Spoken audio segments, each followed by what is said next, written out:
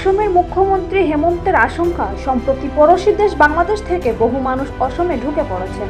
রাজ্যের 4টি জেলা বরপেটা, ধুবড়ী, মরিগাঁও এবং নোয়াগাঁওতেও জনসংখ্যার চেয়ে বেশি আধার কার্ডের আবেদন জমা পড়েছে।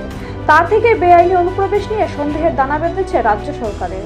অসমে সাধারণ নিয়মে আর আধার কার্ড দেওয়া হবে না, এর জন্য এনআরসি রিসিট নম্বর জানাতেই হবে। কবে থেকে চালু হবে এই নিয়ম? হিমন্ত বিশ্ব শর্মা জানিয়েছেন, 1 অক্টোবর থেকে নয়া নিয়ম কার্যকর হবে। আধার কার্ডের আবেদনকারীর কাছে যদি এনআরসির আবেদনপত্র থাকে এবং 2014 সালের আগে থেকে যদি অসমের বাসিন্দা হওয়ার নথি থাকে, তবেই তাকে আধার কার্ড দেওয়া হবে। তার আগে জেলার কমিশনার নো অবজেকশন সার্টিফিকেট দেবেন।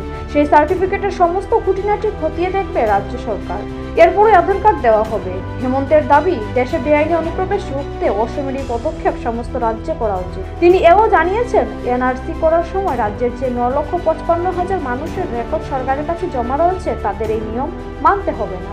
আধার কার্ডে আবেদনের নিয়ম বদলানোর পাশাপাশি সীমান্তে নজরদারি বাড়াতেও জোর দিয়েছেন হেমন্ত। ভিও রিপোর্ট, এশিয়ান টাইমস।